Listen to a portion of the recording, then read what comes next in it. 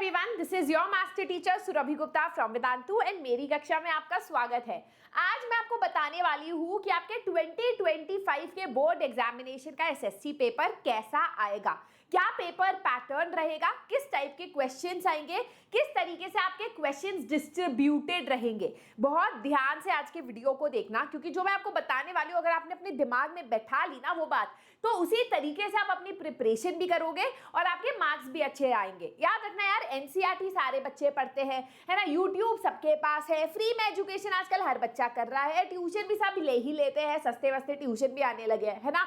लेकिन किस तरीके से आप तैयारी करते हो, किस तरीके से आप अपनी स्ट्रैटेजी बनाते हो, that is the basis that will decide कि आप टॉपर बनते हो या एवरेज स्टूडेंट रह जाते हो। तो इस वीडियो को एंड तक देखना, मैं आपको एक बहुत बड़ा सरप्राइज भी देने वाली हूँ at the end of the session, so make sure that you watch this video till the end. आपके लिए बहुत ज्यादा जरूरी है। You guys already know me, मेरा नाम है Surabhi Gupta, your social studies educator. I promise you, अगर आप मेरी बात सुनते हो, मेरी पढ़ाई जिस तरीके से मैं पढ़ाती हूँ उसको ध्यान से सुन के जो है पूरे मेरे टिप्स फॉलो करते हो, तो बोर्ड एग्जामिनेशन आपके लिए स्मूथ लाइक बटर होगा। ठीक है, अपने सीनियर से पूछ लो जो मुझसे पढ़े हुए हैं। चलो लेट अस स्टार्ट। क्लास 10 का 2025 पेपर पैटर्न कैसे होगा? तो बच्चों देखो, आपका जो होता है 80 मार्क्स का पेपर होता है, जिसमें से 20 marks history, 20 marks geography, 20 marks civics, 20 marks economics का होता है। क्या अभी क्वेश्चन बहुत सारे बच्चे पूछते हैं कि मैम क्या ये marks distribution CBSE seriously follow करता है?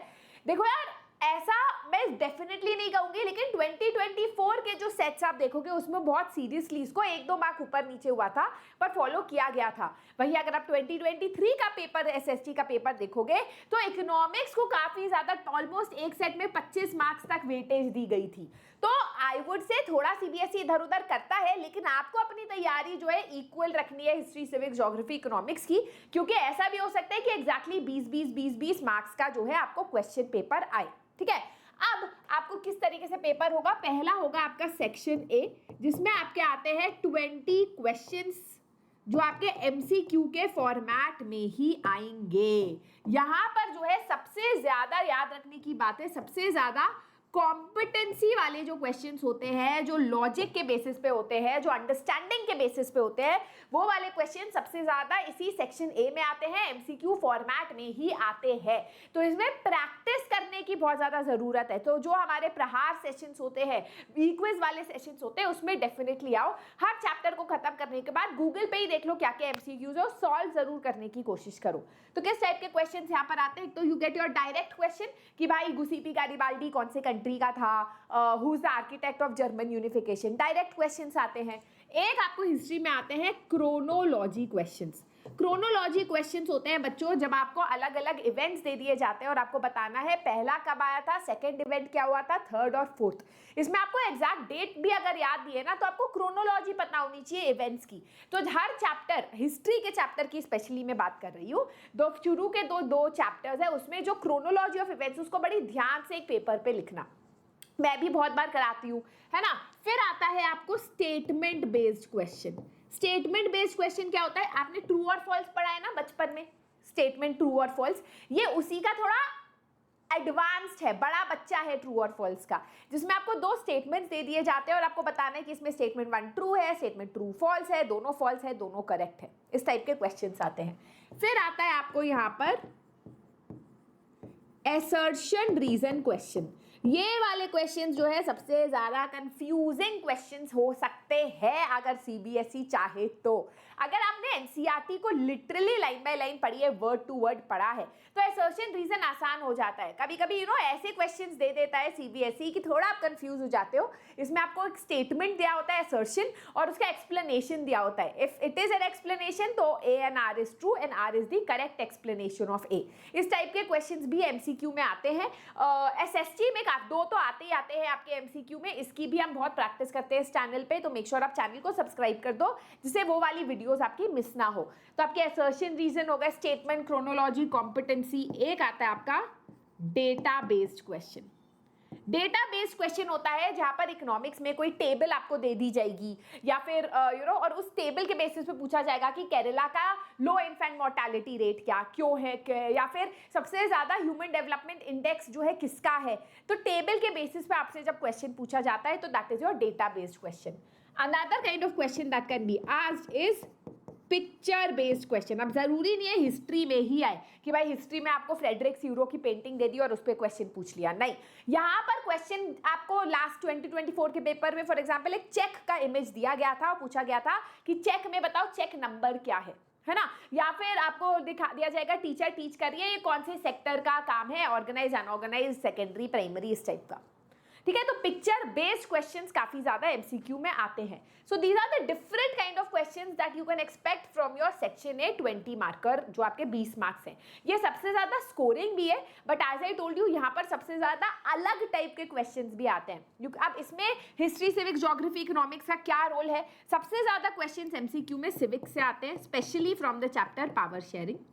फिर आप इकोनॉमिक्स से सोच लो, फिर ज्योग्राफी से और फिर हिस्ट्री से, ठीक है। That is usually the civics and economics से सबसे ज्यादा एमसीक्यूज आते हैं, तो उन चैप्टर्स का सबसे ज्यादा आपको प्रैक्टिस करना है, ठीक है। ये आ गया आपका section A.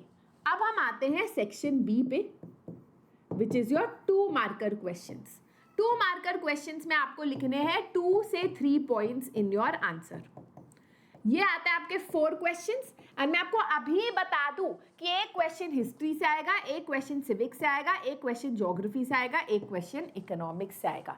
Normally this is the pattern that CBSE usually follows, ठीक है। एक एक क्वेश्चन जो है आ जाता है अलग से, इजी क्वेश्चन होता है, कभी कभी थोड़ा अलग से क्वेश्चन आ जाएगा कि आपको जो है श्रीलंका का मैप दे दिया जाएगा, पूछा जाएगा कि इसमें कौन कौन से लैंग्वेज कम्युनिटीज रहते हैं, what is the conflict between them.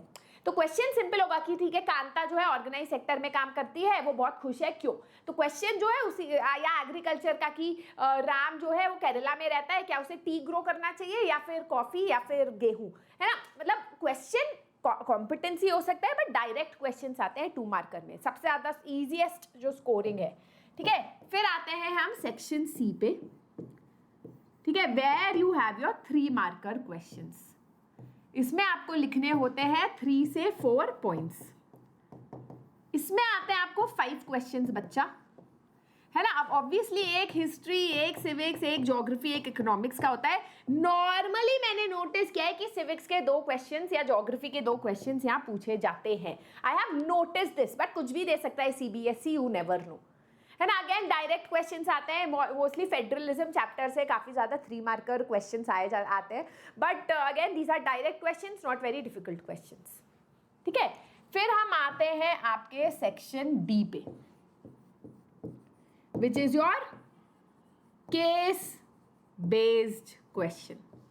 3 questions आते हैं आपके केस बेस्ड, है ना। वो कोई भी आ सकता है, हिस्ट्री, सिविक्स, ज्योग्राफी, इकोनॉमिक्स में कोई भी 3 केस बेस्ड क्वेश्चन आता है। सबसे ज्यादा पॉपुलर चैप्टर्स जहां से केस बेस्ड क्वेश्चंस आते हैं वो है डेवलपमेंट। पॉपुलर चैप्टर्स की बात कर रही हूं मैं। प्रिंट कल्चर जो आपके हिस्ट्री का, जो अभी तक हमने किया नहीं है, right. Water resources, federalism. These are your famous chapters जहाँ से ज्यादातर केस बेस्ड क्वेश्चन हमको दिखाई देते हैं एग्जाम में आते हुए, है ना। अब केस किस टाइप का आता है? या तो केस किताब से आएगा, अगर केस जो है किताब से आ रहा है तो क्वेश्चन या तो डायरेक्टली केस से आप उठा पाओगे, फर्स्ट 3 पार्ट्स होते हैं क्वेश्चन के, है ना। तो यार 4 मार्क्स का पर, you have 4 marks for each case based question. तो नॉर्मली 3 क्वेश्चन आते हैं पर केस, 1 मार्क का, 1 मार्क में और 2 मार्क के क्वेश्चंस। तो ये जो 1-1 मार्क के क्वेश्चन है, नॉर्मली मैंने देखा है केस से आप उठा पाते हो, अगर आपको चैप्टर नहीं भी आता केस से उठा लोगे। पर ये जो आखिरी 2 मार्कर क्वेश्चन होता है, ये यूजुअली ऐसा क्वेश्चन होता है जिसमें आपको खुद अपना दिमाग, अंडरस्टैंडिंग और लॉजिक लगाना पड़ता है। बहुत बार जो पैसेजेस केस बेस्ड में आते हैं, कभी कभी वो किताब से आते ही नहीं है, कहीं और से उठा के दे दिए जाते हैं, पर उसमें डरने की कोई जरूरत नहीं है। अगर किताब से बाहर से क्वेश्चन आ भी रहा है तो उसका आंसर बल्कि और ईजी होता है केस से निकालना, है ना। तो इस टाइप का आपका केस बेस्ड क्वेश्चन आता है सेक्शन डी में, which is again very scoring part of your entire paper, क्योंकि यूजुअली आंसर्स आपको केस में ही मिल जाते हैं। फिर हम आते हैं सेक्शन ई पे, that is your 5 marker questions.